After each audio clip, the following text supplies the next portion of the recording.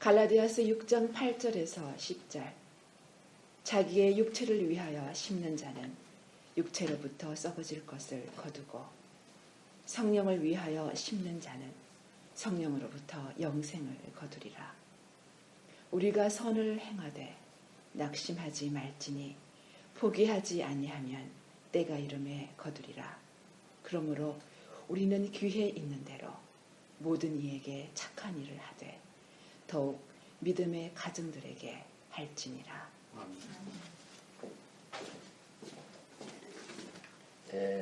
오늘 설교 때는 영생에 대해서 말씀드리고요. 그 다음에 성경 공부 때는 영광에 대해서 말씀드리려고 해요. 그래서 이 두 가지에 대해서는 평소에 메시지를 통해서 또 성경 공부를 통해서 간간히 얘기가 나갔지만 좀 개념 정리를 해야 될 때가 아닌가 싶어서 오늘 두 가지 주제를 가지고 말씀드리려고 합니다. 굉장히 중요하고 우리가 많이 쓴 말인데 사실은 굉장히 추상적이고 알맹이가 없는, 그래서 우리 실제 생활에 적용이 잘 되지 않는 그런 분야인 것 같아요. 영생이란 뭐냐, 하나님의 영광이란 뭐냐, 늘 하는 말이지만은 이렇게 딱 설명을 한번 해보십시오 하면 그 개념이 클리어하지 않은 경우가 많은 것 같습니다. 여러분의 경우는 그 정도는 아닐지 압니다만은 어쨌든 본문에 나오는 것이니까 제가 메시지에서는 영생을 거두리라 제목으로 말씀드리겠습니다. 일반적으로 영생이라 그러면 어떻게 생각하죠? 사람이 죽지 않고 영원히 사는 것이라고 생각하죠. 특별히 이제 사후에 죽지 않고 주님과 함께 영생하는 것이다, 영원히 사는 것이다, 그렇게 생각하는 것 같아요. 그렇게 보는 것은 그것이 전혀 완전히 틀린 것은 아니지만은 수정이 필요한 개념입니다. 그래서 이제 본절에 보면은 영생을 거두리라 그랬어요. 그 말 자체가 시사하는 것이 있거든요. 그 문맥을 보면 그 농경 비유잖아요, 그죠? 심고 거두는 거. 그래서 거기에 따라서 육체에 심으면 부패를 거두고 성령에 심으면 영생을 수확한다, 그런 의미로 사용되고 있어요. 근데 이제 육체에 심으면 썩을 것을, 부패를 수확한다는 말은 쉽게 이해가 되는데, 성령에 심으면 하는 말은 예를 들면 육체에 심는다는 걸 조금 구체적으로 본다면은 우리가 술을 많이 과하게 마신다, 그러면 그게 몸에 좋겠습니까? 담배를 많이 핀다, 위에 나쁠 것이고 폐에 나쁠 것이고 간을 버리게 되겠죠. 근데 이제 성령이 심으면, 그러니까 성령이 심는다는 것이 굉장히 좀 어렵게 들리지 않습니까? 성령이 심는다. 그거는 이 밭에 뭘 심는 게 아니라 인격체인 하나님께 심는다 그러니까 농경 비유에서 온 것이긴 하지만 그렇게 딱 선명하게 들어온 것 같아요. 그게 뭘 얘기하는 것인지. 그래서 영생을 거둔다는 이 말을 영생에 대한 일반적인 의미가 오래 사는 것이다, 죽지 않고 영원히 사는 것이다, 그렇게 생각하고 있기 때문에 좀 의미가 좀 오해하기 쉽습니다. 여기서 말하는, 이 본문에서 말하는 영생은 처음에 우리가 예수 믿고서 받는 구원을 가리키지 않습니다. 혹은 사후에 천국에 들어간다는 말씀이 아니에요. 사실상 신약에서 말하고 있는 영생, 이런 거는 대체로 다른 중요한 개념도 마찬가지지만은 사후에 있을 일을 얘기하는 것이 아니고 지상에서 우리가 하나님을 섬기면서 사는 크리스찬의 삶에 대한 것입니다. 그래서 여기서 영생도 마찬가지예요. 사후 얘기를 하는 것이 아니라 현재 삶을 이야기하는 것입니다. 우리가 어떤 선행을 했기 때문에 그래서 천국에 들어가는 건 아니잖아요. 또 전적으로 믿음에 의해서 우리가 은혜로 구원을 받는 것인데, 그런 의미에서 영생이라고 해서 수확을 하는 것이 아니죠. 내가 뭘 뿌리고 내가 뭘 투자를 하고 해서 거기에 대가로 내가 받는 것이 아니거든요. 그래서 이제 이 본문의 다음 절들을 보면은 우리가 선을 행하되 그러거든요. 낙심하지 말라, 포기하지 말라. 그럼 때가 이르면 거둔다, 수확을 한다. 뭐 우리가 기회 있는 대로 선을 행하라. 그래서 이 영생을 거둔다는 말의 의미가 무엇인가 하는 것을 그 다음 절에서 우리가 확치할 수가 있잖아요. 그러니까 그것은 행위와 관련된 것입니다. 선행과 관련된 것이에요. 착한 일을 하라. 더욱 믿음의 가정들에게 하라. 전부 다 선행에 대한 것이죠. 그래서 성령을 위하여 심는다는 것이 무슨 뜻인가 하는 것은 다시 말씀드려서 선한 일과 착한 일을 행하는 것과 연결된 것이다 하는 것을 알 수가 있어요. 그래서 지금까지 문맥으로 보면은 성령, 선을 행하는 것은 뭔가 그러면은 뭐 서로의 짐을 나눠지고 이웃을 사랑하고 그렇게 함으로 말미암아 그리스도의 법을 성취하는 것입니다. 그래서 본 항목에서도 보면은 위에서 다뤘지만은 서로 미워하지 말라, 싸우지 말라, 시기하지 말라, 온유한 자세로 형제를 대하라. 교만하지 말라, 자기 책임을 회피하지 말라. 좋은 것은 가르치는 자와 함께 나누라. 이런 얘기를 했었죠. 그러니까 한마디로 우리의 공동체 안에서 이웃을 사랑하라는 것입니다. 물론 공동체만 제한될 필요는 없겠습니다만은. 그렇다면은 이런 선한 삶이 구원을 확보하는 것이냐 하는 질문을 던질 수가 있죠. 바울이 갈라디아 교회에서 첫 부분에서 이제 한 얘기가 뭐냐면 우리가 어떻게 구원을 받느냐 하는 것을 얘기했었죠. 그래서 칭의 구원을 변증했어요. 그런 다음에 후반부에서 하는 얘기는 뭐 어떻게 우리가 구원받는가, 사후에 우리가 뭐 영생을 어떻게 그걸 얘기하는 것이 아니라 구원받은 성도로서 이 세상에 살면서 어떻게 우리가 하나님의 나라를 체험하느냐, 하나님의 의를 체험하고, 그러니까 다시 말해서 구원받은 자들에서의 거룩한 삶에 대한 것입니다. 성화에 대한 것입니다. 크리스천 라이프에 대한 것이에요. 그러니까 구원은 율법 준수나 뭐 기타 선행으로 받는 것이 아니라 그리스도의 대속을 통해서 예수를 믿는 모든 자에게 주는 하나님의 선물이었어요. 그렇기 때문에 지금 와서 바울이 그 이야기를 뒤집어 가지고 칭의구원을 뭐 행위구원으로 이렇게 바꾸는 것은 아니죠. 그럼 이제 뭐냐? 그것은 영생이 뭐냐 하면은 이 갈라디아서 6장 8절 자기 육체를 위하여 심는 자는 썩어질 것을 거두고 성령을 위해서 심는 자는 성령을 거둔다. 영생을 거둔다. 이 말에 대한 해석이 한 세 가지 크게 나누면, 그래서 첫째는 배도를 가리킨다. 그러니까 그리스도를 등지고 완전히 복음을 떠난 것을 말한다는 거예요. 잘 믿다가 이렇게 탈선해가지고 완전히 복음을 이렇게 배척하는 것, 배도죠. 그 다음에 두 번째는 처음부터 진정으로 구원받지 못한 경우에 대해서 얘기하고 있는 것이다. 세 번째는 상급의 손실을 가리키는 것이다. 제가 지금 드리는 강의의 입장은 이 세 번째입니다. 그 이유는 이와 같아요. 바울이 갈라디아 지역에 사는 성도들에게 이제 서신을 보냈는데 그 사람들을 불신자로 본 게 아니라 다 거듭난 성도로 봤어요. 그래서 배도한 교인이나 가짜 구원을 받은 사람들에게 경고하는 것이 아니라는 것을 말씀드릴 수가 있고요.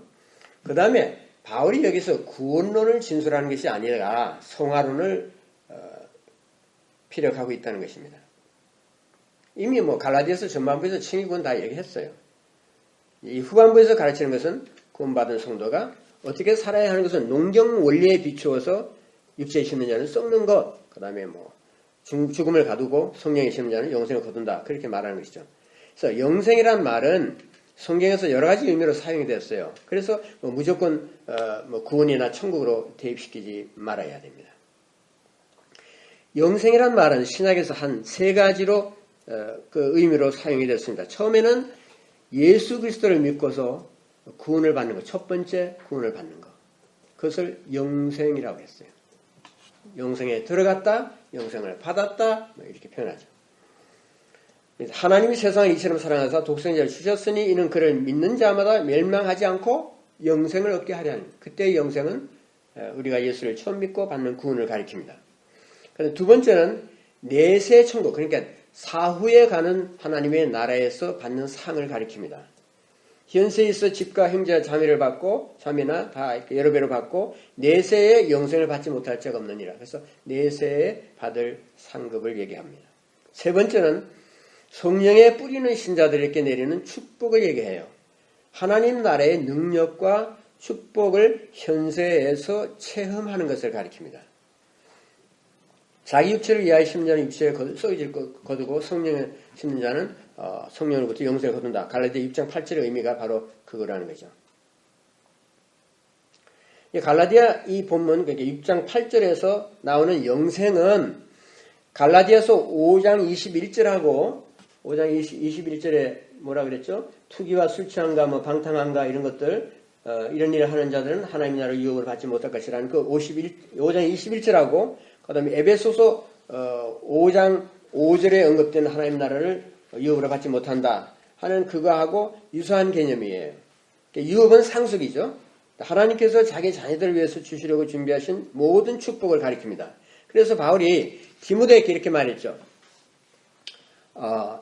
디모데 본문 한번 볼까요? 6장 12절. 우리 다 같이 한번 읽어봅시다. 선을 향하고 선한 사업을 많이 하고 나누어주기를 좋아하며 너부른 자가 되게 하라. 이것이 장래에 자기를 위하여 좋은 터를 쌓아 참된 생명을 취하는 것이니라. 자, 여기서 보면은 영생을 구원을 받거나 천국에 들어가는 것이라고 생각하면 모순이 되죠, 이 말이. 왜냐하면 디모데는 이미 구원을 받았어요. 그런 디모데 보고 구원을 받기 위해서 더 힘써라 이렇게 말하는 것은 말이 안 되잖아요. 혹은 디모데에게 사역의 열매가 충분치 못하면 천국에 못 들어간다. 그런 얘기를 하는 경고도 아니죠. 디모데에게 뭐라고 했냐면 생명을 취하라고 그랬어요. 구원이라는 것은 내가 취하는 게 아니죠. 내가 뭐 고무진다고 해서 내 것이 되지 않습니다. 내가 취하고 안 취하는 문제가 아니라 믿음으로 받고 안 받는 문제죠. 그건 구원이에요. 근데 영생을 거두는 것과 취한다 하는 것은 같은 의미예요. 그래서 거두는 것은 상속한다는 의미입니다. 유업을 상속하거나 영생을 거두는 것은 성령 생활을 통해서 하나님이 주시려는 하나님 나라의 축복들과 믿음을 인내와 선한 삶으로 누리는 것이라는 거죠. 자, 말을 바꾸면 하나님으로부터 상을 상속받는 것을 가리킵니다. 그래서 바울이 디도서에서도 이 점을 지적했는데 디도서 3장 7절에 보면요. 우리로 그의 은혜를 힘입어 의롭다 하심으로도 영생의 소망을 따라 상속자가 되게 하려 하심이라 그랬어요. 여기서도 보면 바울은 갈라디아서 6장 8절에서 영생을 거두는 일을 그 다음 절에서 선을 행하는 것이라고 얘기했었죠. 그렇게 선과 연결했듯이 영원한 영생과 선한 삶을 연결지었어요. 그래서 디도서 3장 8절에도 보면은 이는 하나님을 믿는 자들로 하여금 조심하여 선한 일을 힘쓰게 하려 함이니라 했거든요. 그러니까 갈라디아서 6장 8절의 영생이 행위군을 말하는 것이 아니라는 것이죠. 천국에 들어가는 것을 가리키는 것이 아니라 하는 것을 확인할 수가 있어요. 그럼 뭐냐? 그것은 하나님의 생명을 지상에서부터 넘치게 체험하는 것을 가리킵니다. 성령 안에 있는 의와 평강과 희락과 성령의 열매를 거두는 것입니다. 그것이 곧 하나님의 나라라고 그랬죠. 로마서 14장 17절 참조하시기 바랍니다. 자, 그러면 영생이라는 것은 여러 종류의 신령한 복을 수확하는 것인데 그것이 어떤 것인가? 우리가 예를 들면 이런 것입니다. 하나님 나라를 위해서 유용한 쓸모가 있는 봉사의 기회와 능력을 받는 것입니다. 우리가 하나님의 쓰임을 받기를 원합니다. 그런 말을 많이 하죠. 그래서 그 쓰임을 받는 것, 그런 기회를 누리는 것이죠. 그 다음에 이웃과 사회에 좋은 영향을 주고 하나님의 나라를 위해서 기여할 수 있는 일을 하고 또 그런 기회를 받는 것입니다. 또 그런 능력을 얻는 것이고요. 또 악한 세력을 제압하는 하나님 나라의 능력과 권위를 행사할 수 있어요. 내가 귀신을 쫓아낼 수 있다든지 또 악한 세력에 대항해서 그리스도의 이름으로 내가 승리한다든지 하는 것들이죠. 그 다음에 하나님의 뜻을 아는 신령한 지식 속으로 들어가는 것입니다. 하나님의 뜻이 이것이 분명하다. 또 이것이 하나님의 뜻이다는 것을 분별할 수 있고 또 깨닫습니다. 그래서 하나님과 밀착된 교제를 누리면서 예수님의 제사정적인 사역을 내가 맡아서 동참하죠. 그래서 다시 말하면 중보 기도자가 되는 것입니다. 그런 것이 예수님의 능력의 예수님의 사역에 내가 참여하는 거예요. 성령의 인도와 능력으로 내게 주신 특별한 소명을 성취해. 내가 각자가 받은 특별한 소명이 있어요. 근데 그 소명은 내가 그리스도로부터 능력을 받아야 되고 성령의 인도를 받아야 합니다. 그래서 그것을 성취하는 것이죠. 그것이 영생을 누리는 것이에요. 또 영적으로 활기가 솟고 하나님이 함께 하신다는 것, 확신을 가질 수가 있어요. 그런 것 같은 확신이 또한 영생을 내가 받아 누리는 것입니다. 영은 하나님의 생명에 속하는 것입니다. 그래서 영생은 다르게 표현하면 하나님의 나라의 그 축복의 영역으로 더 깊이 들어가는 것이에요. 그러니까 영생을 내세의 어떤 영원한 생명이다, 거기다가 재현해서는 안 된다는 거죠. 그래서 영생의 의미는 현세에서 하나님의 생명의 삶을 누리는 것이에요. 구체적으로. 그러면 이제 수확의 때가 온다 그러는데, 수확이라는 것은 시간이 걸리잖아요. 오늘 뭐 씨 뿌리고 당장 뭐 열매를 얻는 거 아니지 않겠습니까? 그래서 성령에다 심음으로써 우리가 성령의 열매를 걷는데 그것이 시간이 걸린다는 거예요. 이 일에 있어서 우리가 많이 실패하는 것 같아요. 성령의 지시에 따라서 하나님을 순종하는 길로 나아갔는데 그것이 뭐 가다 보면 좀 어려움도 생기고 또 뭐 마음도 좀 해이해지고 격려도 별로 안 되고 그러니까 그냥 중단해버리죠. 예를 들어서 기도가 그런 거죠. 기도하다가 분명히 하나님이 일을 해서 기도하라고 인도하셨고 이것이 영생을 누리는 길이라고 얘기해서 기도를 하는데 전혀 뭐 오래가지 않고 그쳐버리는 경우가 많아요. 왜냐하면 씨를 뿌렸는데 그걸 거두는데 시간이 걸린다는 사실을 인식하지 못하고 인내하지 못하는 것입니다. 그래서 시련이 올 때 우리가 낙심하고 포기하는 때가 많아요. 그래서 말씀하기를 때가 이르면 거두리라 그랬어요. 왜 이런 말을 했을까요? 누구나 겪는 문제이기 때문이에요. 때를 못 기다려. 하나님 때를 못 기다려요. 우리가 그냥 조바심하고 안달을 하고 그런 사이에 또 마귀가 방해하죠. 육신의 정력에 유혹을 하죠.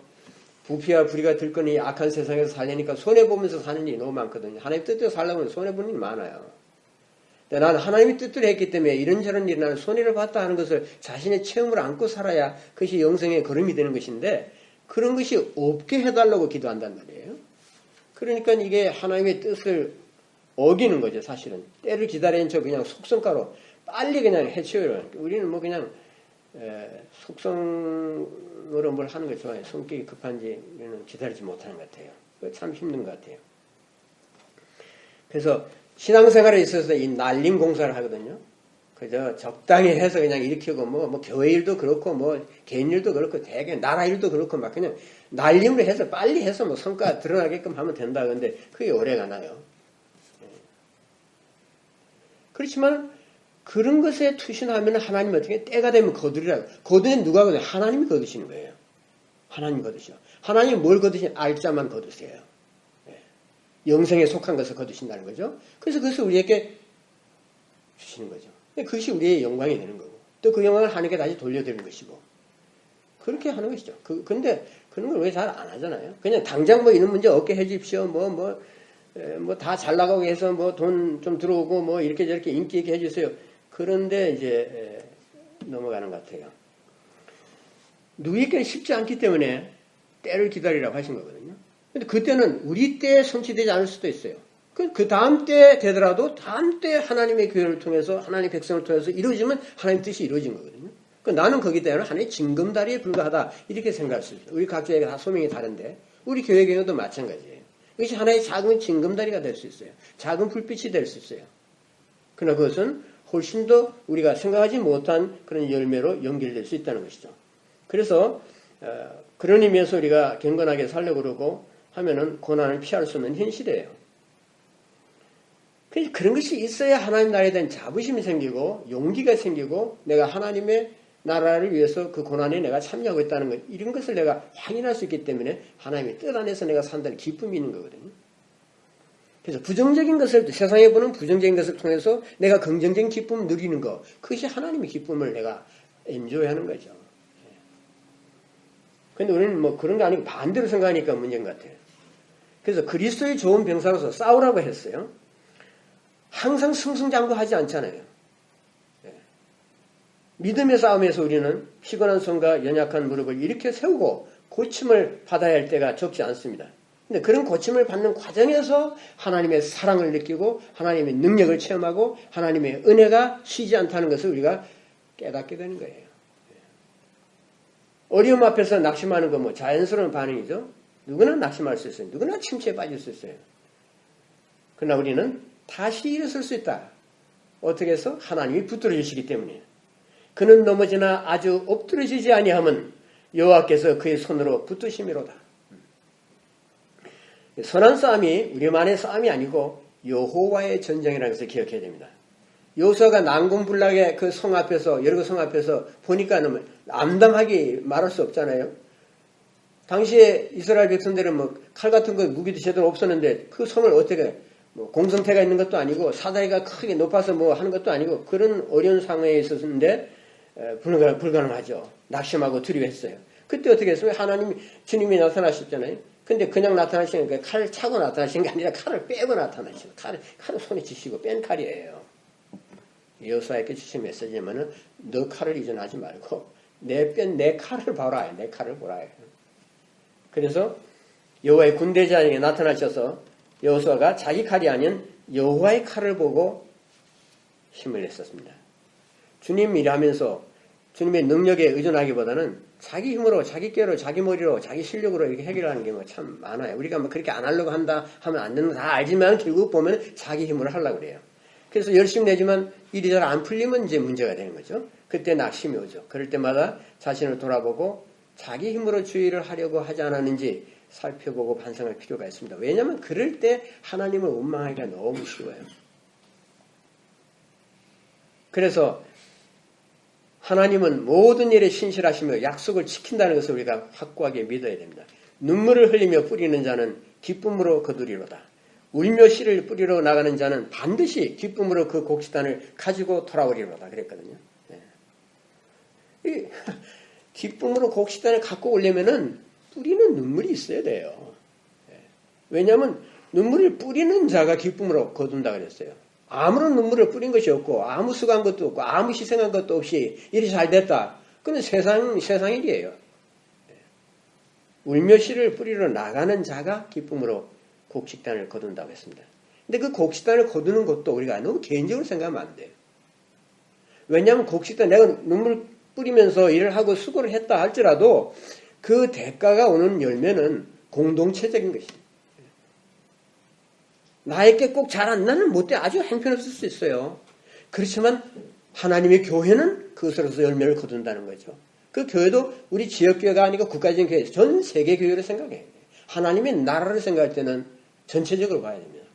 그래야 내게 개인적으로 일이 잘 안 되고 그랬다 할지라도 하나님의 교회가 승리하는 것을 보고 내가 감사할 수 있거든요. 그래서 하나님 그래서 하나님 찬양해야죠. 내 일만 잘 되는 것 가지고 찬양한다면 뭐 그렇게 찬양의 횟수도 많지 않겠죠. 우선 굉장히 이기적인 삶이 되는 것이고 그렇게 되면 뭐 하나님 나라 별로 생각 안 해요. 우리가 주님의 약속을 믿고 인내하고 씨를 뿌리면 마침내 상을 거둘 날이 온다. 수확기는 오는 중. 지금 하나님 계속 수확을 하고 계세요. 어쩌면 거두는 때는 어쩌면 하나님의 은혜로 우리가 생각하는 것보다 훨씬 더 빠를 수도 있어요. 중요한 것은 포기하지 않고 신실하신 주님의 이름을 부르는 것입니다. 선을 행하다가 낙심하지 않으려면 자신이 주님을 위해서 섬기는 이 일이 정말 하나님이 주신 하늘의 소명이라서 확신을 해야 돼요. 확신을 하지 못하면 커미트먼트 못합니다. 수고를 해도 쉽게 포기하죠. 뭐 희생하려고 하질 않아요. 어려움이 오면 하나님께서 행하라고 주신 선한 일이니까 내가 우선 신실해야 된다. 그래서 이제 자신 있게 섬기시는 거예요. 하나님이 그거 하나 가지고 나를 평가하실 거 아니겠어요? 내가 신실했는지 안 했는지, 내가 수고했는지 안 했는지, 주의 이름을 부르면서 의지하면서 내가 슬픔을 참고 고뇌를 참고 손해를 참고 내가 주의 이름을 불렀는지 그거 보시는 거죠. 그 결과는 그래서 하나님이 거두시는 거예요. 열매 하나님이 달리게 하신 거니까 하나님이 알아서 하실 일이라고요. 나는 그 일에 하나님의 동행자로서 동참해서 일한다는 그 자체에서 기쁨을 느끼고 하나님께 열머리에서 이제 기도하면은 하나님 기뻐하시죠. 하나님 기뻐하시면 나는 하나님의 나라의 영원한 생명을 내가 누리는 것입니다. 그래서 주님의 감당할 능력을 주실 것을 믿고 두려워하지 않고 담대해질 수가 있어요. 중요한 것은 예수님과 날마다 교제하는 것입니다. 날마다 교제하는 것이에요. 어떤 교제를 하는 것이겠습니까? 교제를 자꾸 하면은 사람도 그랬잖아요. 그 상대방에 대해서 알게 되죠. 근데 상대방에 대해서 아는데 서로 친하고 이러다가 나중에 결국 어떻게 되냐면 위기가 오잖아요. 위기가 오면 그때 아이고 내가 사람 잘못 봤네 이런 말을 하게 되죠. 예. 평소에 다 좋아요. 그럼 마음도 주고 이렇게 친구 사귀다가 헤어지는 이유가 뭐예요? 위기가 올 때 위기 관리가 제대로 안 되더라는 거죠. 위기가 나니까 사람이 저런 모습이 있었구나. 그걸 알게 되잖아요. 주님과의 교제에 있어서 우리가 쇼크 받는 것이 있어야 돼요. 평소에 주님 잘해주신다, 친절하시다, 자유롭다, 뭐 사랑의 주님이시다 이러다가 보니까 주님이 아주 딴 사람 같더라는 거죠. 어떨 때 위기가 왔을 때 어떤 위기에 암만 기도해도 주님은 응답 안 하셔요. 들으셨도 안 하신다고요. 수로보니게 여자, 그 가나안 여자가 예수께 와가지고 내 딸이 귀신 들렸으니까 제발 좀 고쳐주십시오 하고 호소하지 않았어요? 예수님은 아무 말씀도 안 해요. 전혀 반응을 하시지 않고 완전히 무시하신 것 같았다고요. 그럴 때 어떻게 하느냐죠. 그래서 하나님과의 교제를 통해서 그 다음 이제 사건을 우리가 알잖아요. 결국 그 연애 딸이 낳지 않습니까? 그렇기 때문에 우리가 교제를 하고 위기를 겪으면서 주님을 더 알아가고 더 깊은 뜻이 있다는 것을 우리가 생각하고 그래서 하나님의 말씀을 더 배우고 주님을 더 깨달아가고 더 알아가는 것이 굉장히 중요해요. 그래서 매일의 기도 가운데 주님 오늘 주님을 더 알게 해 주십시오. 제가 주님에 대해서 잘 알지 못한 점 많을 테니까 오늘 또 한 가지라도 보여주십시오. 또 한 가지라도 주님의 영생을 체험하게 해 주십시오. 이렇게 기도할 필요가 있겠죠. 그렇게 하면은 내 삶에 윤기가 돌고 그리스도가 주시는 평안과 내 영혼의 안식을 체험할 수 있어요. 모든 이에게 착한 일을 하는 것을 목표로 삼고 실천해 나가면 성령의 열매를 거두고 하나님 나라의 유업을 실제로 체험하게 될 것입니다. 이런 체험이 우리 모두에게 날로 풍성해지기를 기원합니다.